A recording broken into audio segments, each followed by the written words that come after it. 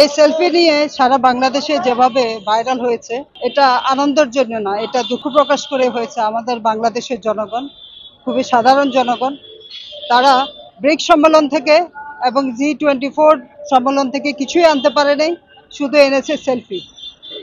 এটা আমাদের জন্য অত্যন্ত লজ্জাজনক। এটা দেশের জন্য কোনো আনন্দদায়ক না। দেশে যেভাবে উড়াল সেতু তৈরি হচ্ছে, যেভাবে মেট্রো রেল তৈরি হচ্ছে, সেগুলো আমাদের খেটে খাওয়া মানুষের জন্য না। উনি যদিও বলছেন দেশে উন্নয়ন হচ্ছে, এর মানে হলো যত বেশি উন্নয়ন, যত বেশি মেগা প্রকল্প, তত বেশি দুর্নীতি। অর্থাৎ হাজার হাজার কোটি টাকা দুর্নীতি করে নিয়ে যাচ্ছে। এমন ভাবে উন্নয়ন হচ্ছে, আমরা দেখতে পাচ্ছি যে একজন সাধারণ পরিবহন মালিক সমিতির মালিক এস আলম সাহেব, তিনি দিনে দিনে কিভাবে 5-6টা ব্যাংকের মালিক হয়ে যান। এটি হলো উন্নয়ন। উন্নয়ন আমাদের মানবতা যেভাবে লঙ্ঘিত হচ্ছে।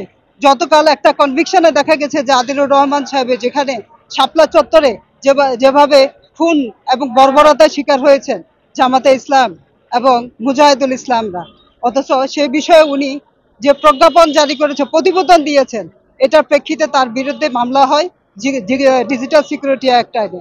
গতকাল তার কনভিকশন হয়ে যায় 2 বছরের।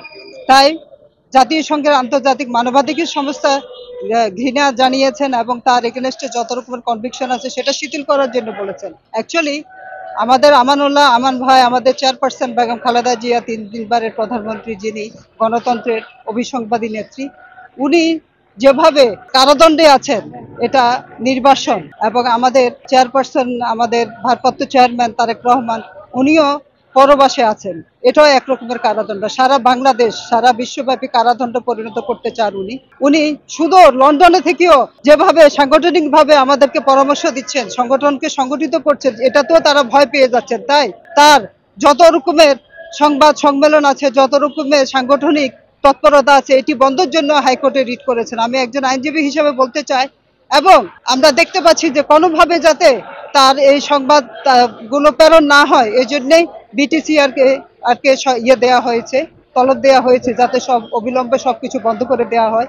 নাইকো দুর্নীতি মামলা বলতে গেলে দেখা যায় যে যেখানে শেখ হাসিনারও কনভিকশন হয়েছে, অথচ একই মামলায় হাসিনা খালাস পেয়ে যান, আমাদের প্রধানমন্ত্রী, 3 বারের প্রধানমন্ত্রী, উনি কনভিক্টেড হন। অ্যাকচুয়ালি সারা বাংলাদেশ ব্যাপী যেভাবে গণগ্রেপ্তার, যেভাবে কারাগার গড়ে উঠেছে, আমাদের আমান ভাইকে গ্রেপ্তার করা হয়েছে।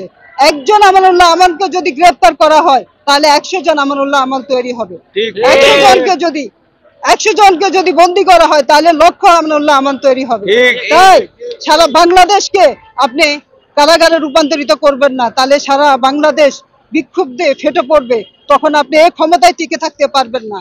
আপনি একজন মুসলিম কান্ট্রির প্রধানমন্ত্রী হয়ে আপনি যেভাবে সেলফি তুলছেন, যেভাবে ফ্রান্সের প্রেসিডেন্টের সাথে আপনি ছবি তুলছেন, এটা অত্যন্ত ন্যাক্কারজনক, অত্যন্ত লজ্জাজনক। আমরা নারী হিসাবে বলতে চাই। আর এই বাংলাদেশের আজ পুলিশ প্রশাসন, আইন শৃঙ্খলা বিভাগ এবং আমলাগণ, তারা যেভাবে দানবে পরিণত হয়েছে, আমার সহকর্মীদের উপর গত মঙ্গলবারের উপরে যেভাবে রক্তক্ষয়ী আন্দোলন হয়েছে, আমি তার তীব্র নিন্দা জানাই।